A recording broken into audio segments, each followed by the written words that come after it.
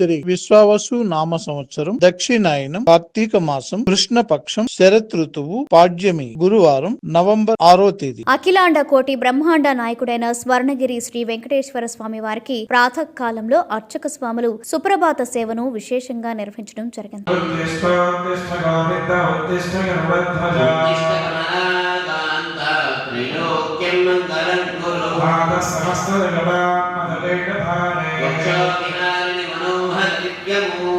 సుప్రభాత సేవ అనంతరం శ్రీ మహాలక్ష్మి అమ్మవారు 33 కోట్ల దేవతలు కొలువు తీరినట్టి గోపృష్ఠ దర్శనాన్ని చేయించడం జరిగింది.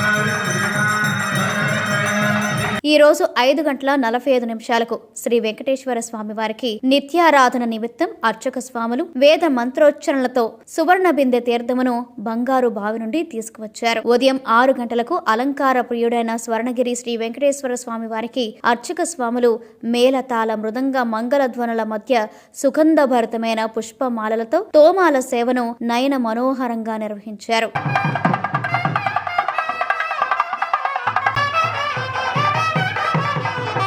ఉదయం 7 గంటలకు శ్రీ వెంకటేశ్వర స్వామి వారిని మణిమయ శోభిత స్వర్ణాభరణాలతో పరిమళ భరత పుష్ప మాలలతో శోభాయమానంగా అలంకరించి సహస్ర నామార్చన సేవను ఘనంగా నిర్వహించారు.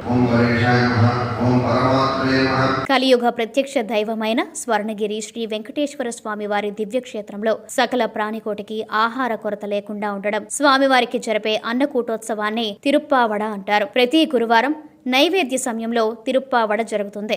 అప్పుడు సుమారు 450 కిలోల అన్నప్రసాదాన్ని లడ్డు వడ తదితర పిండి వంటలను శ్రీవారికి నైవేద్యం చేస్తారు. వేద మంత్రోచ్చరణలతో అర్చించి కర్పూర మంగళ హారతులు సమర్పించారు.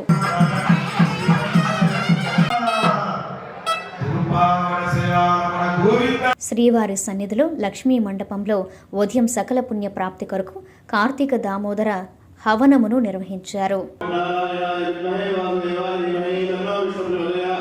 అనంతరం సకలాభిష్ట సిద్ధి కొరకు శ్రీ సత్యనారాయణ వ్రతమును ఆచరించారు.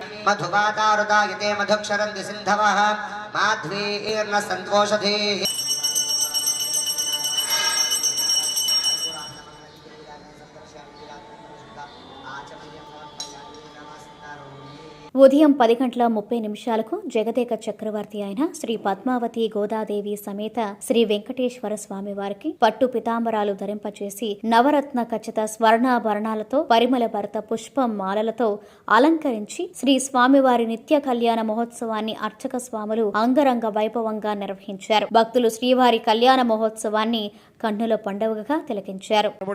పుణ్యపత్తనై ప్రకాశితే గోవింద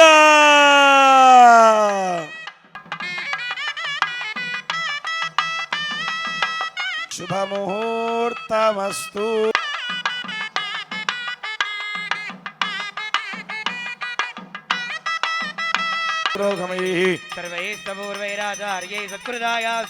లక్ష్మీ వెంకటరమణ గోవింద. ప్రతిరోజు స్వర్ణగిరి దివ్యక్షేత్రంలో అఖిలాండ కోటి బ్రహ్మాండ నాయకుడి అన్నప్రసాద వితరణలో భాగంగా ఈ రోజు సుమారు 3000 మందికి పైగా భక్తుల నిత్యాన్న ప్రసాదాన్ని స్వీకరించారు.